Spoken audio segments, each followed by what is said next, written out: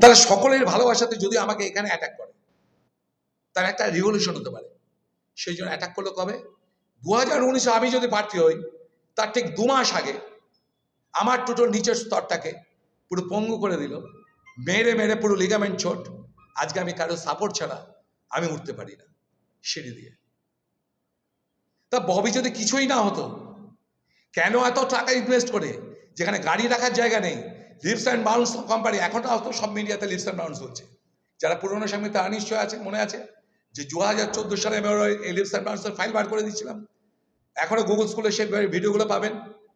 তা সেই lips and bounce কোম্পানির জমি, যেটা হাইকোর্ট থেকে সিজ করে দিয়ে গেছে, তবু চোরের মতো এসে সে সিল খুলে সেখানে ইউজ করে যখন বাবু আসবেন, এবং 7-8 ঘন্টা পুরো রড বন্ধ করে রেখে দেওয়া হবে। এই রমজান মাসের রোজার দিনে উনি 3 দিন প্রোগ্রাম করবো বলে মুসলিম বয়স্ক মহিলারা আমার পাশ দিয়ে সামনে দিয়ে বাড়ির সামনে দিয়ে যাচ্ছে, তাদেরকে 2 কিলোমিটার 3 কিলোমিটার হাঁটতে বাধ্য করেছে, কোনো যানবাহন সব বন্ধ করে রেখে দিয়েছে। উনি তো এত ভ্যালুয়েবল পার্সন। আমাদের মতো তো গ্রামের ছেলে নয়, আমাদের মতো তো এখানে ডাঙ্গুলি খেলেনি, আমাদের মতো তো পুকুরে সাঁতার কাটেনি ডায়মন্ডের বুকে, আমাদের মতো তো খালি পায়ে দৌড়য়নি। তা উনি এত এলিট সম্প্রদায়ের, আপনারা ভাবিয়েছেন হেভি ওয়েট। তা একটা সময় বেশ গাবদুস ছিল হেভি ওয়েট, তখন হয়তো বেশি ওয়েট ছিল, ওয়েটটা এখন কমিয়ে এখন তো লাইট ওয়েট হয়ে গেছে। আর আপনারা বলছেন হেভি ওয়েট প্রার্থী, তার বিরুদ্ধে কেন এত লাইট ওয়েট প্রার্থী দিল? আচ্ছা, ইন জেনারেল দুটো কম্পিটিশন করুন, যে একজন ব্যক্তি, লেট মি ফিনিশ, একজন ব্যক্তি তাকে কম্পিটিশন করলে কিভাবে করবেন? প্রথম কথা তার এডুকেশন, দ্বিতীয় কথা হচ্ছে তার ডেডিকেশন, তৃতীয় কথা হচ্ছে তার এক্সপিরিয়েন্স, চতুর্থ কথা হচ্ছে তার বাড়ির কালচার, যে সে কি ঘরানা থেকে উঠেছে। ঘরানাগুলো এক পুরুষের নয়, 2 পুরুষের নয়।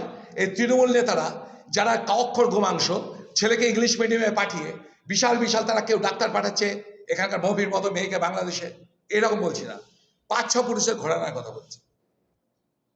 তা ব্যাকরণ দুজনের 5-6 পুরুষের ঘরানা পেয়ে যাবেন হিস্ট্রি, যে একটা বাড়ি থেকে 6 জন মাস্টার ডিগ্রি হোল্ডার, আর একজন বাড়ি থেকে নবনালন্দা বিদ্যালয় থেকে প্রতিটা সাবজেক্টে সিঙ্গেল ডিজিট পাওয়া ছাত্র, যাকে স্কুল কর্তৃপক্ষ বহিষ্কার করেছিল এবং টিসি দিতে বাধ্য করেছিল।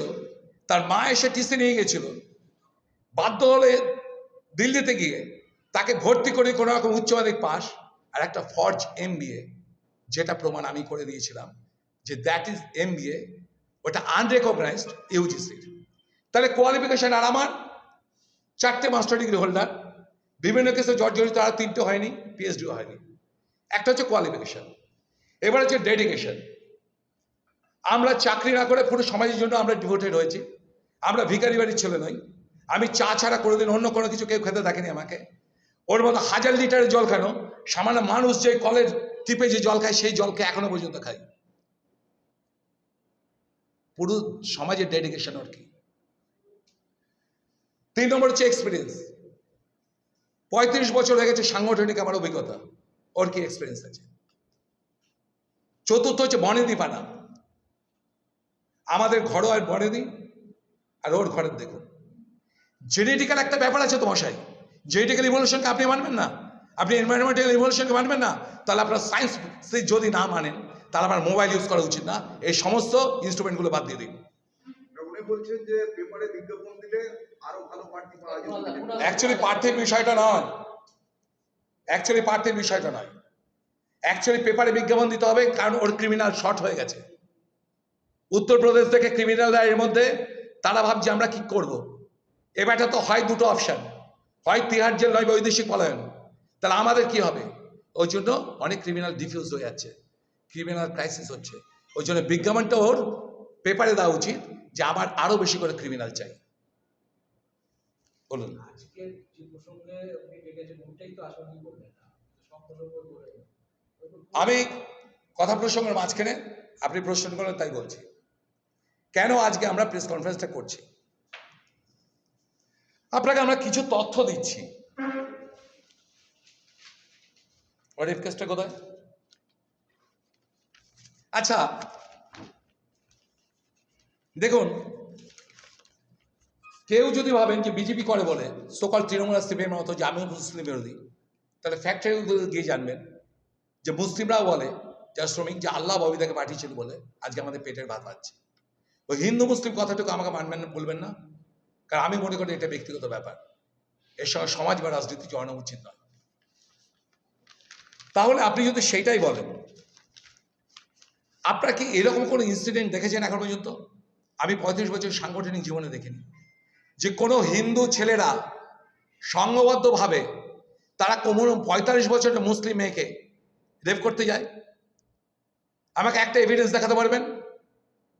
বিশেষত পশ্চিমবাংলার মধ্যে যেখানে আপনাদের সকল বিজেপি নেই, যেটা আপনারা বলেন বিজেপি নাকি মুসলিম মেয়েদের রেপ করা হয়, যেটা আপনাদের মাধ্যমে তৃণমূল নেতারা সিপিএম নেতারা বলেন।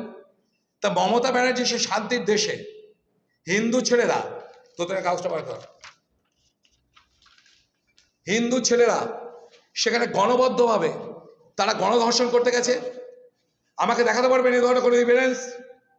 দেখুন কি করেছে অভিষেক ব্যানার্জির নির্দেশে এই ডায়মন্ড পুলিশ জেলা, ঠিক ভোটের আগে প্ল্যান সাজিয়ে ও আমাদের ছেলেদেরকে কিভাবে মিথ্যা গণধর্ষণ কেস 360D, এই দেখে নিন 10ই মার্চ 2024 আমাদের 4 জন ভালো কার্যকর্তা এন্ড আদার্স, তার নাকি একটা 45 বছরের মুসলিম মহিলাকে, এই ঘটনা হচ্ছে রামনগর থানা, ওখানকার রফিকুজ্জামান বলে একজন অফিসার, যিনি সেকেন্ড অফিসার, নতুন যে আইসি এসছে, আমি তাকে বললাম আপনাকে কে পুলিশে চাকরি করতে বলেছে? বরং গিয়ে টিচারই করুন, পুলিশ আপনার দ্বারা হয় না। সেকেন্ড অফিসার একটা মুসলিম আলী ছেলেকে সাজিয়ে, ওই সামিম সরিষার, উনি তো অনেক দাদা দিয়েছেন, জাহাঙ্গীর, সামিম, আমি ওদের বিষয়ে আনতে যাচ্ছি না। সামিমের নির্দেশক রফিকুজ্জামান একজন মুসলিম মহিলাকে সাজিয়ে এইভাবে আমাদের ছেলেদেরকে, নাম দেখুন সুভাষ বাউরি, কি দায়িত্ব আছে? মন্ডলের ট্রেজারার।